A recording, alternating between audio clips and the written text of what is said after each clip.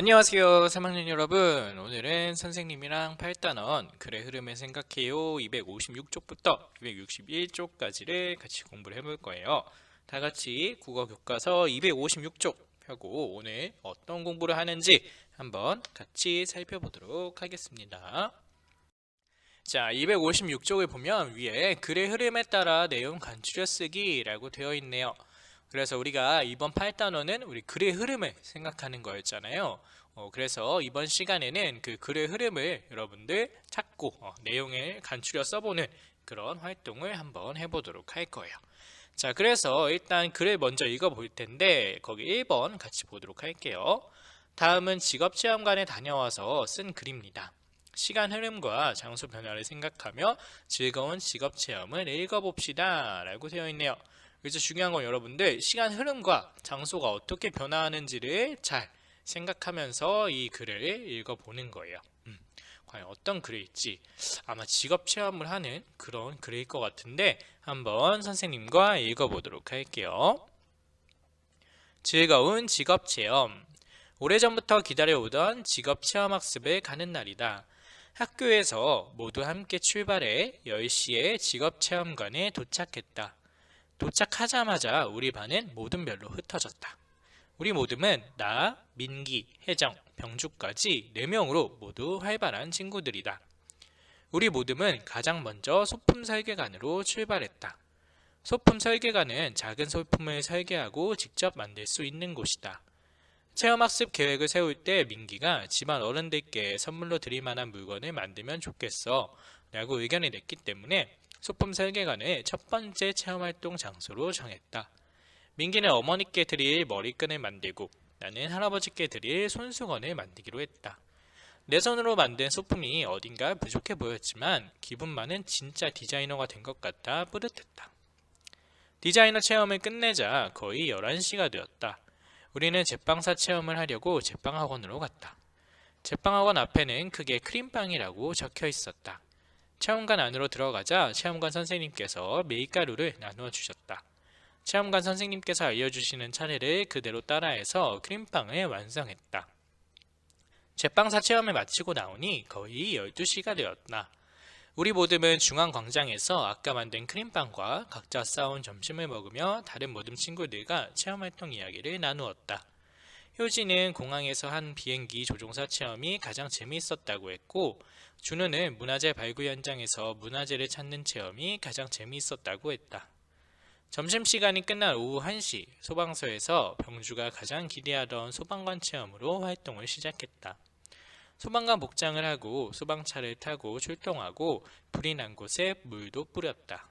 원래 소방관에는 관심이 없었는데 체험해보니 내 적성에도 잘 맞고 보람도 있어서 미래의 소방관이 되어도 좋겠다고 생각했다.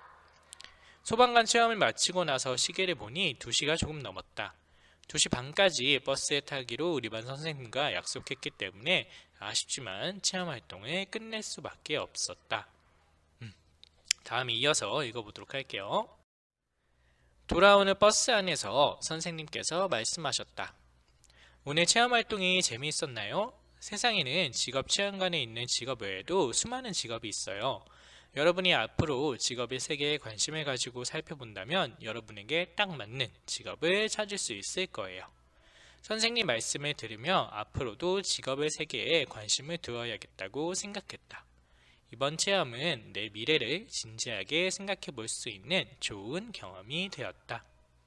네, 자 여러분 우리 즐거운 직업체험이라는 글을 같이 읽어보았는데요. 학생이 직업체험관에 갔다 오고 다양한 직업을 체험해본 경험을 담은 글이었어요. 자 그러면 한번 여기서 우리 물음의 답을 구해보도록 할게요.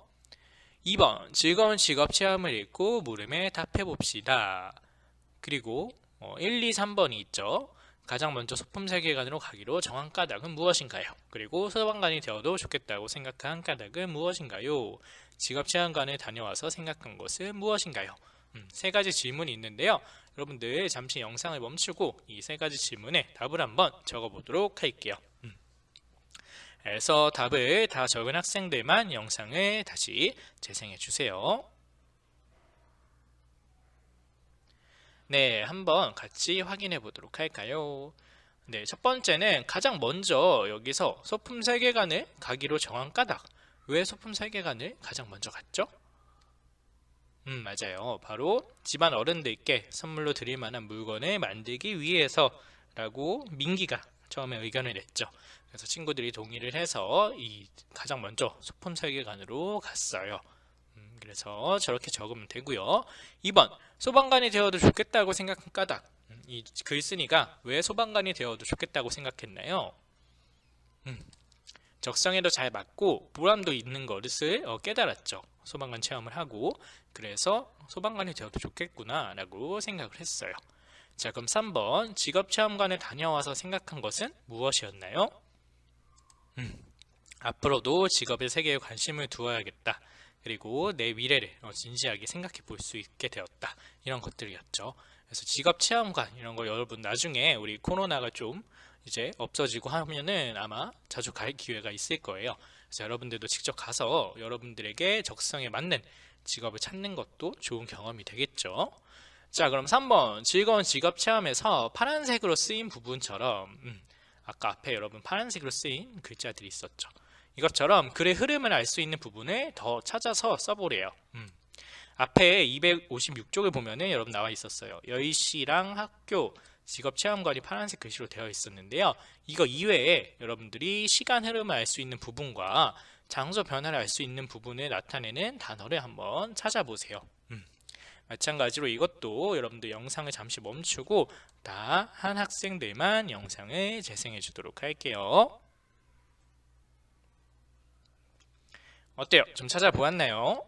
네, 어떤 것들이 있었는지 확인해 보도록 할게요.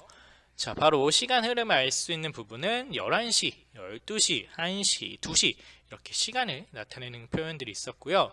장소 변화를 알 수 있는 부분은 그쵸, 소품 세계관, 제빵학원, 중앙광장, 소방서 등이 있었어요. 그래서 이렇게 써주면 되겠죠. 네, 그러면 다음 페이지로 넘어가도록 할게요. 네, 다음 4번을 보면은 259쪽과 260쪽으로 이렇게 펼쳐지죠. 펼쳐지면은 4번 직업체험관 지도를 보고 우리 모듬이 간 곳을 찾아보래요. 이 주인공 모듬이 간 곳을 찾아보는 건데요. 그리고 그곳에서 언제 무엇을 했는지를 써보는 거예요. 이걸 이제 붙임일의 붙임딱지를 활용하라 그랬는데 여러분들 뒤에 교과서 뒤를 보면은 뒤쪽에 가면 이런 식으로 259쪽에 활용할 붙임딱지입니다 라고 되어 있는 게 있어요. 그래서 이거 잘 뜯어서 여러분들 교과서에 붙여서 해주면 되는데 어떻게 하느냐, 바로 여기 나와 있죠. 오른쪽에 보면은 소품 세계관으로 10시 할아버지께 드릴 손수건을 만들었다 라고 되어 있어요. 이것처럼 이제 여러분들이 나머지 세 군데가 있었죠, 장소가. 그래서 그 세 군데에 알맞은 붙임딱지를 붙이고 그때 몇 시에 무엇을 했는지를 빈칸에 적어주면 되겠어요. 여기는 붙임딱지는 4개지만 3가지만 뜯어서 하면 되겠습니다. 자, 그리고 이것도 마찬가지로 선생님이 시간을 줄 테니까요. 영상을 잠시 멈췄다가 붙임딱지 잘 붙이고 잘 빈칸을 쓴 학생들만 영상을 재생해 주세요. 혹시라도 하다가 어려운 학생들도 영상을 재생하고 선생님이랑 같이 확인해 보도록 할게요. 네, 한번 보도록 하겠습니다. 10시에 소품 세계관에 가고 그 다음으로 간 곳은 바로 그쵸, 11시에 제빵 학원에서 크림빵을 만들었다 라고 적어주면 되겠죠. 11시 크림빵을 만들었다. 다음으로는 어디 갔죠? 네, 12시에 중앙광장에서 점심을 먹었다 라고 써주면 되겠죠.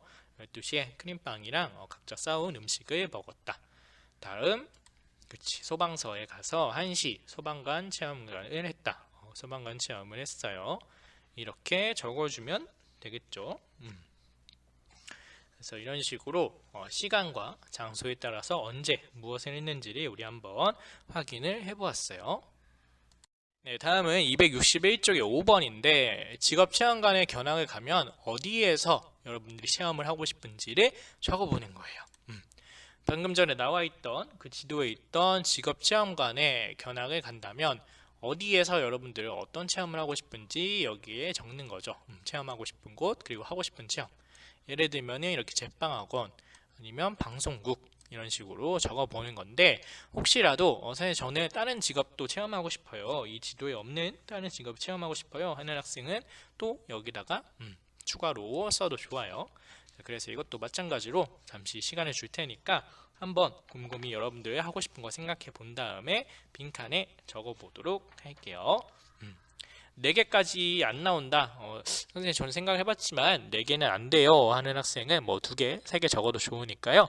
한번 생각하고 다 적은 학생들만 영상을 재생해 주세요. 네, 과연 여러분들이 각자 어떤 체험하고 싶은 곳을 적었는지 궁금한데, 뭐 예를 들면은 예시로 보여줄게요.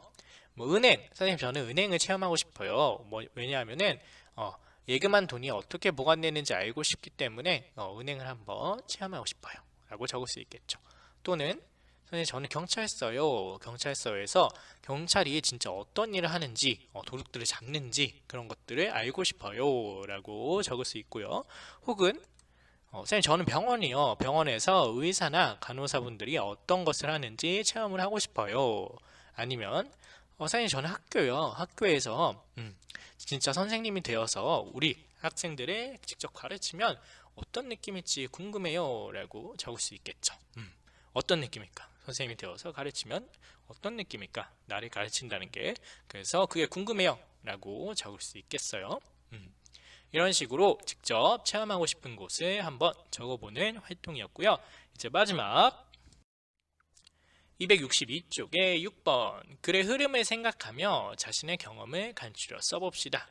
네, 이번에는 여러분들이 직접 여러분들의 경험을 써보는 건데, 그래서 중요한 거는 글의 흐름, 우리가 그동안 배웠던 글의 흐름을 생각하면서 써보는 거예요.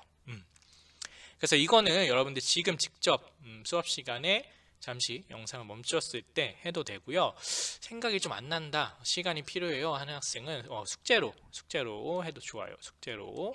그래서 지금 쓸 수 있는 학생들은 한번 지금 써보고, 좀 생각을 하는데 도저히 안 될 것 같아요, 좀 오래 시간이 필요해요 하는 학생들을 숙제로 해도 좋습니다.